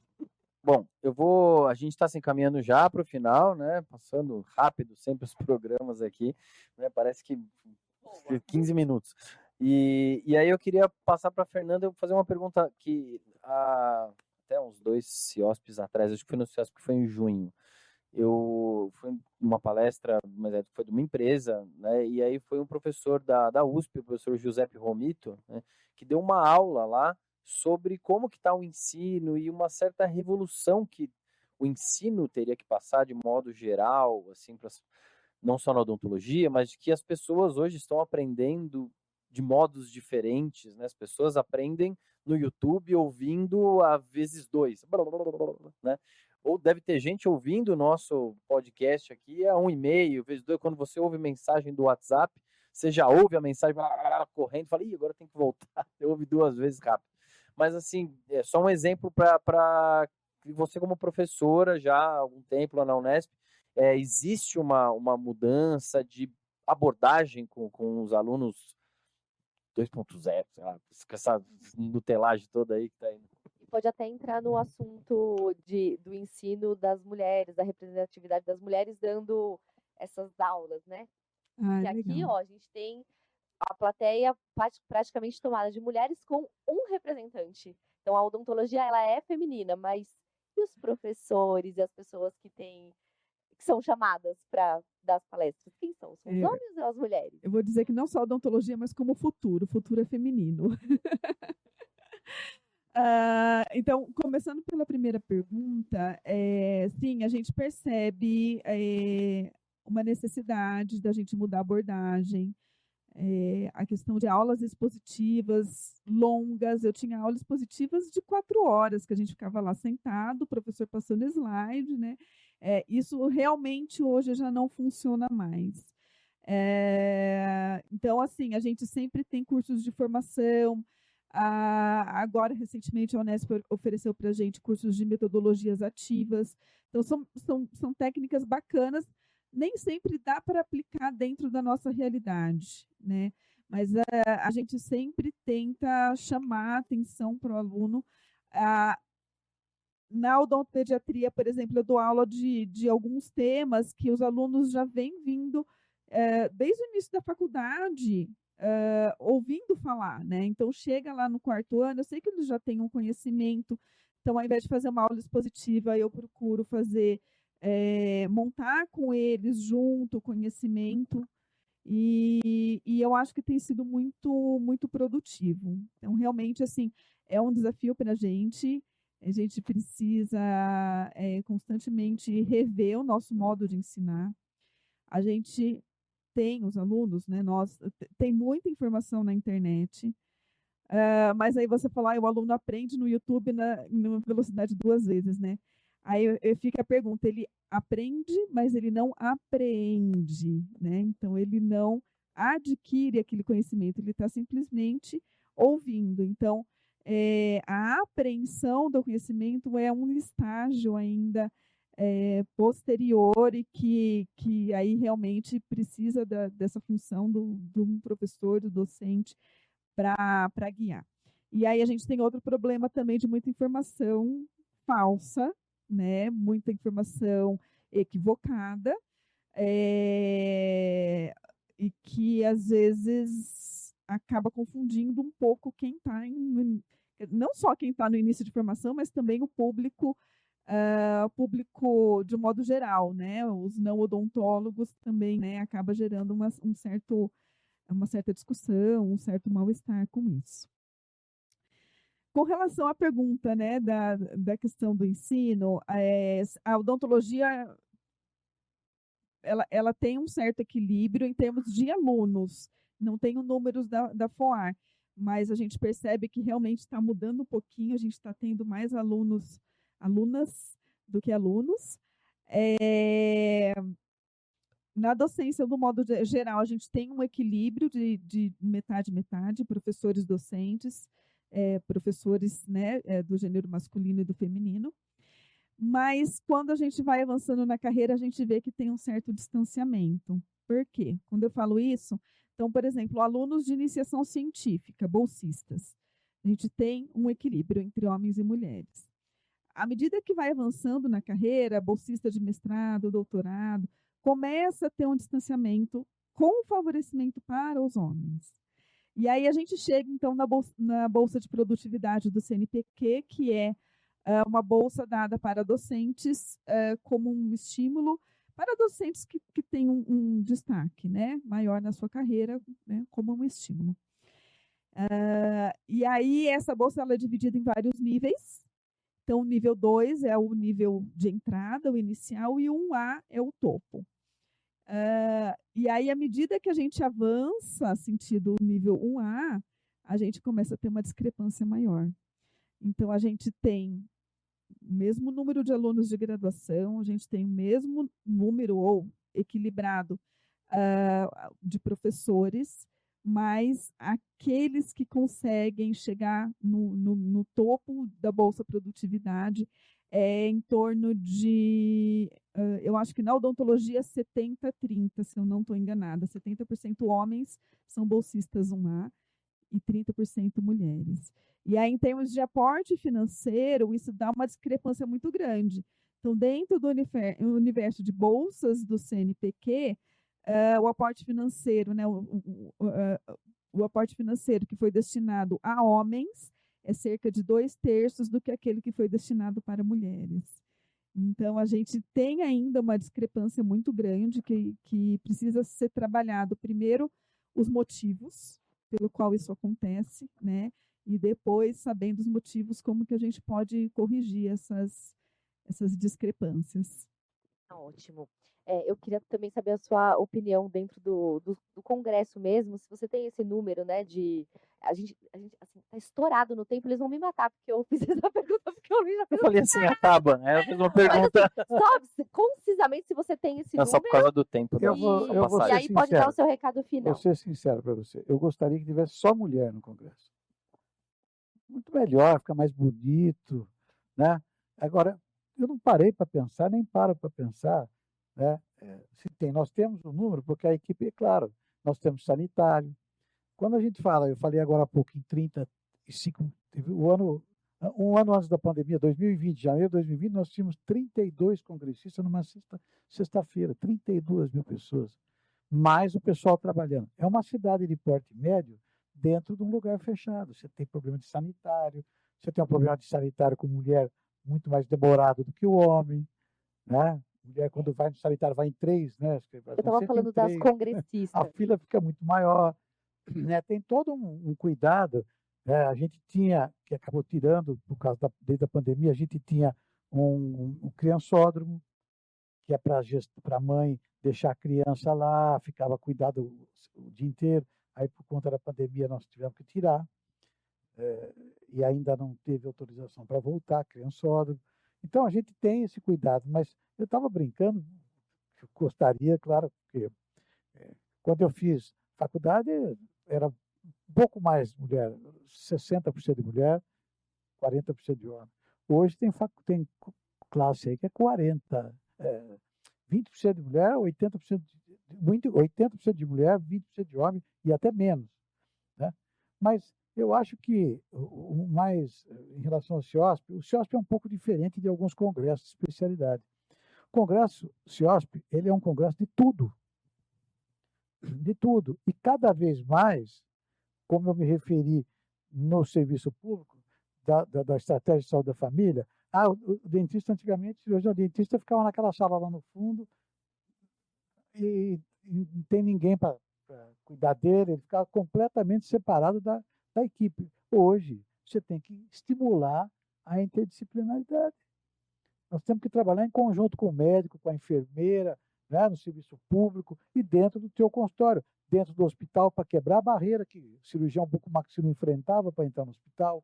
Quem vai atender pediatria, por exemplo, que vai atender uma criança que precisa de uma anestesia geral, antes você não tinha nem SUS. Como é que internava para fazer uma criança que precisava de anestesia geral? Tinha que inventar uma doença qualquer para poder o médico anestesiar pelo SUS, aí punha lá câncer de parótida, punha qualquer coisa para justificar essa criança estar internada. Hoje você já tem mais acesso. Quantos profissionais de odontologia saem da faculdade sabendo entrar no hospital? Entrar no centro cirúrgico?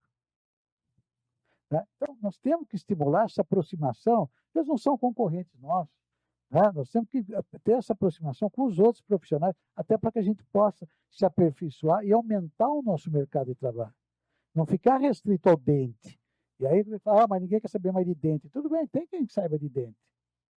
Né? Nas outras profissões, é assim, ó, o cara tem que sair para o serviço público. Fala para mim, quem é que tem um filho fazendo medicina, que ele vai falar para o filho dele, olha, você vai fazer saúde coletiva para você trabalhar no município. Se você tivesse um filho médico, você falaria isso? 99% vai dizer, não, meu filho, vai fazer cirurgia, vai fazer alguma coisa. Ele quer que o filho dele tenha um salário decente e não um salário de cirurgião dentista na rede pública. Entendeu? Por quê? Porque, infelizmente, ainda nós temos um excesso de profissionais e o administrador, seja ele prefeito, seja ele governador, se ele abre um concurso para médico, então eu vou dizer para você, eu já fui coordenador de saúde bucal, fui secretário de saúde. Eu abri concurso para médico, pediatra. Fiz 3 concursos seguidos, não apareceu nenhum pediatra. Até o doutor pediatra está difícil hoje, né? Não apareceu nenhum. Cirurgião dentista, tem prefeitura que abre concurso aí, fora da lei, oferecendo R$ 1.800 para o cirurgião dentista para trabalhar na estratégia de saúde da família, 40 horas semanais, forma uma fila daqui nos quintos do inferno. Então, o que é que está acontecendo? Está faltando consciência para eles e nós temos que fazer um trabalho, e aí sim, é um trabalho coletivo das entidades, com os conselhos e tudo mais, para que a gente pressione o governo para fechar a torneira. Não é só, aqueles ruins têm que fechar. Então, o CIOSP, ele abrange tudo, todas as especialidades. Serviço público está lá, tem um evento para o governo federal, estadual, municipal, discutindo saúde bucal no serviço público. Está lá todas as especialidades. Né? A Associação Brasileira de DTM, a Associação Brasileira de ROF e tudo mais. Então, é uma coisa, a gente precisaria ter um tempo maior para eu explicar o que é o CIOSP. Tá bom. Vamos levar ele no Pode Sondar, então, hein? A gente vai te levar no Pode Sondar um programa. Tem um tempão para falar. Gente, obrigado pela presença de vocês aqui. A gente falou de vários assuntos, foi para um, voltou para outro, mas acho que foi muito interessante a gente poder falar essa parte de contratos, essa parte de proteção do profissional, de código de ética, que é uma dúvida, todo mundo sai com dúvida, né? E a parte de pesquisa, de faculdade, universidade, como que está hoje lá na Unesp. Então, obrigado, Fernanda, por você ter vindo. Obrigada pelo Você convite. também tem que ir lá no podcast. Ela vai voltar pra gente agora, falar. né? Para lá, então vou liberar ela. Obrigado, Wilson Chidiek, presidente da PCD, já foi conselheiro e trabalha muito nessa parte aí da odontologia. Então, obrigado por você ter vindo até aqui e conversado com a gente, tá bom? Eu que agradeço, peço desculpa à professora Fernanda de tomar todo o tempo dela, porque às vezes o assunto vai e a gente, no afã de querer explicar para o colega que está assistindo, que nunca olhou para esse outro lado, não dá importância, porque a gente fala demais e aí não tem controle do tempo, não tem aquele reloginho lá. A gente tem um reloginho. Eu agradeço a oportunidade e vou fazer um outro convite, né, para vocês estarem um dia lá na PCD, para vocês conhecerem de perto o que é o trabalho que é feito, a organização do congresso que é feito só pelos nossos colaboradores e voluntários, não é uma empresa que faz. Né? Então, vocês conhecerem também o resto, todo o trabalho que faz a PCD, que não dá tempo de falar aqui. Obrigada. Obrigada, gente. Obrigado, Então, gente. Próximo programa, então, a gente tem Cláudio Miak e Fernanda Seneviva, né? E vamos que já encerrar. estão aqui e a gente vai gravar daqui a pouquinho. É, Um não, beijo, até o chega. próximo Beijo. programa. Tchau. Tchau, tchau, pessoal. Oi?